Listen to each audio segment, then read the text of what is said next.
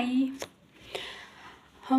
Kumusta mga Duterte supporters, mga DDS? Una sa lahat ay nagpapasalamat tayo kay Baste Duterte, kaming mga OFWs kasi sinundo niya yung mga OFWs sa Qatar, sa Middle East. Yan lang naman ang kaligayahan natin na ligtas tayo sa ibayong dagat.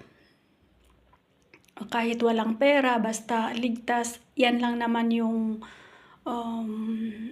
alang-alang natin sa katulad naming mga OFWs. At talaga namang bayani si Baste sa aming lahat. So, thank God at nagawan ni Baste ng paraan na sunduin yung mga OFWs sa Qatar. Sa kabila ng patong-patong na mga problema. Matagal